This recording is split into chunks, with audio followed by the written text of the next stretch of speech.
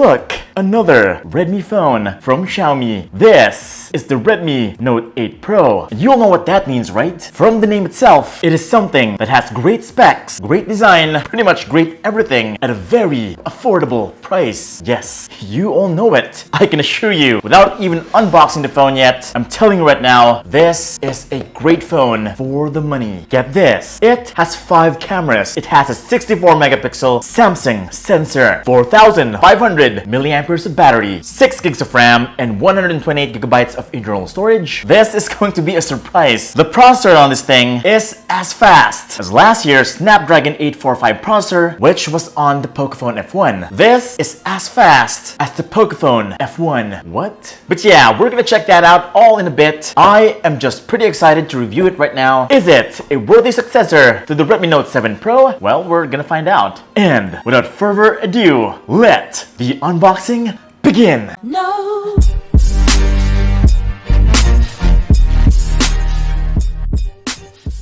Alright, so the box looks pretty nice. It follows the same design as the old Redmi phones. The color I bought was green because it was the best looking color or design. In the box, you get a SIM ejector pin, the papers, manual and warranty card, and of course, your jelly case. Hey, that looks like the Realme X. What?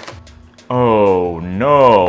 It is certainly identical. Look at that. That is the Realme X's back, but this time with the Redmi logo. Well, you can't fool me, Xiaomi. Also, you get the usual accessories, your USB Type-C cord, and your 18-watt charger, QC 3.0. That is pretty much it. Now, like what I told you earlier, the design certainly looks like the Realme X. But get this, the Realme X was made out of plastic. This is glass. But not just glass, this is Gorilla Glass 5, which is top of the line durability and premium construction. The phone feels very solid. It looks and feels like a very expensive phone. See that? That is the 3D gradient design of the Redmi Note 8 Pro. Man, it really looks mesmerizing. The back design is pretty simple, elegant, minimalistic. Not so much text, just the Redmi logo, camera text, the cameras, the fingerprint scanner, and there you go. The design may be simple, but yet mesmerizing. Thanks to that gradient back design, when you don't have light, it's pretty much black everywhere. But when light touches it, the green is going to bleed out, especially at the sides. I'm telling you, Xiaomi has been on a roll with the back designs these days, especially with their K20, K20 Pro. They have done it again with the Redmi Note 8 Pro. Oh my god, what a beautiful device it is. The design is not perfect though. The phone is heavy and very thick. It is one chunky phone, also very wide as well. Okay, so one-handed usage is kind of challenging. It's kind of hard to reach the other side, so 2 hands is definitely recommended. But for playing games on landscape mode, it's one of the best and most comfortable experience since the back is curved and also the edges are curved. Playing at this orientation is very comfortable, and I can assure you that playing for long periods of time at this position is not gonna be a problem. A first from Xiaomi, 4 cameras at the back. 64MP main sensor, ultra-wide angle lens, a bokeh lens, and the newest addition, a macro lens for very sharp close-up shots. So that's 1, 2, 3, 4. There is your LED flash. Your fingerprint scanner is right here. Oh, I forgot to tell you, when playing on landscape mode, your hands are going to hit the cameras. That is an issue because the cameras are pretty much going to be dirty all the time. As you can see, you have to wipe them up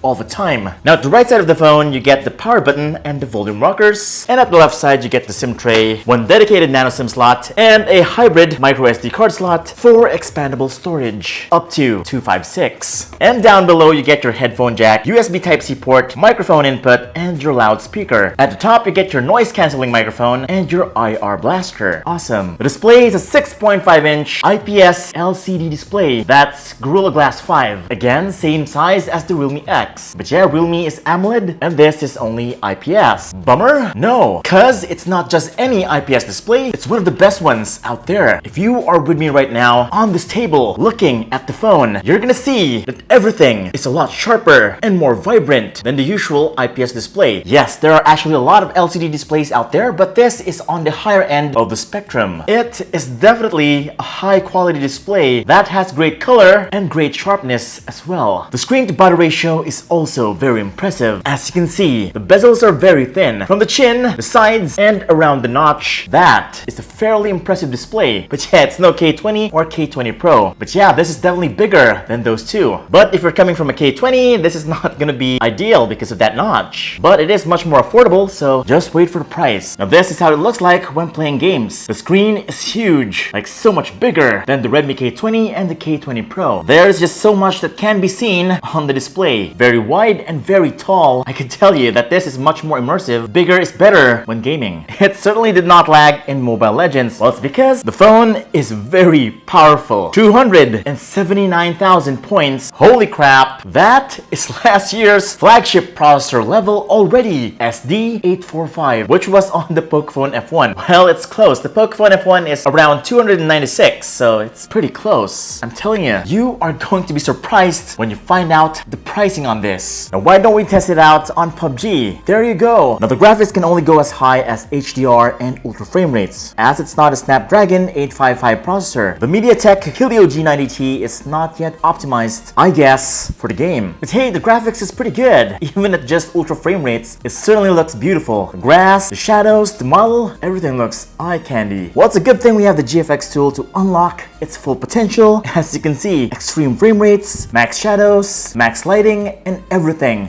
And there you go. Well, it's not as fast as the Snapdragon 855 processor. It definitely is not as smooth. Yes, the graphics definitely looks much better right now. It's much smoother, looks more like a PC game now than before. The sound is pretty okay. Not too loud, not too bassy, but it is very clear.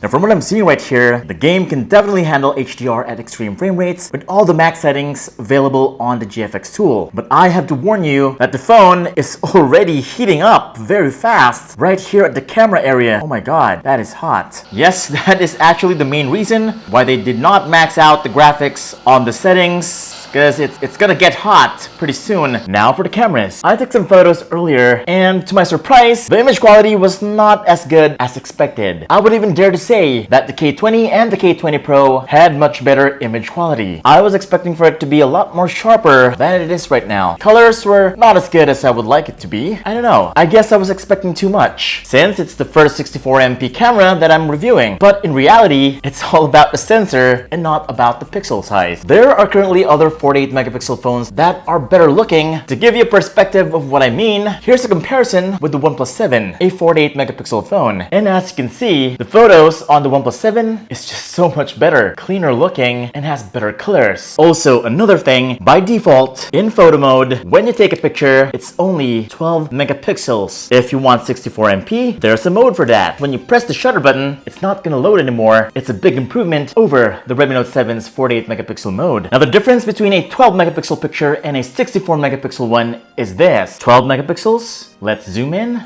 and that's the max. Now for the 64MP, okay, boom, and that's not yet the max. You can even go deeper for that super sharp close-up. Oh my god, now that is stunning to see. Well, that's the main advantage of bigger pixels. The actual picture is actually huge, but the current usage on this is pretty useless at the moment, because 99% of the time you're just gonna upload this on social media, which will compress the file. Goodbye sharpness when zooming in. Well, that's just the main sensor. It still has more. It has an ultra wide angle lens, great for group photos and landscape shots just like this. So if you want to fit a lot of things in a picture, it can do that. And this is the newest addition, macro lens, or macro mode. Lets you close up into a subject without blurring. Here's the picture without the macro mode, and here's the picture with the macro mode. And as you can see, the macro mode is sharp. Without it, it is blurry. That is the use of macro lens, getting super close to the subject while not getting a blurry picture. Awesome. Low light is also not good. Pretty dark and murky and grainy. Even in night mode, it's still not as good as expected. Here's a sample from my OnePlus 7, and as you can see, the difference is like night and day. Gosh, I just wished the cameras were a little bit better than this. And now for video. The phone can go up to 4K at 30 frames per second. Well, it's a mid-range phone, so that's the max. Although the stabilization is pretty good, but yeah, it's not gimbal-like steady, not super professional. Now for the selfies, it's also pretty okay. I just wish the colors were better, because it kind of looks dull. Although in good lighting, it's pretty good. But yeah, it's very natural and not too filtered. The Redmi Note 8 Pro is a great phone. It just needs some updates. Now the big question is, how much? I was so blown away when Xiaomi announced the pricing on this. It is only $200 or 14,000 rupees or 10,000 in pesos. That is for the 664, and the highest variant is only $250 for the 8128. How awesome is that? Holy crap. And that is why, for me, any flaws that I said earlier was pretty okay, because for the price, this is hard to beat. Period. Xiaomi has done it again. Up next on Tech Beans, the Redmi Note 8 Pro versus the Huawei Nova 5T. So don't forget to subscribe and hit that bell icon so that you don't miss it. This is Vince Domingo from Tech Beans, and I'll see you on the next video.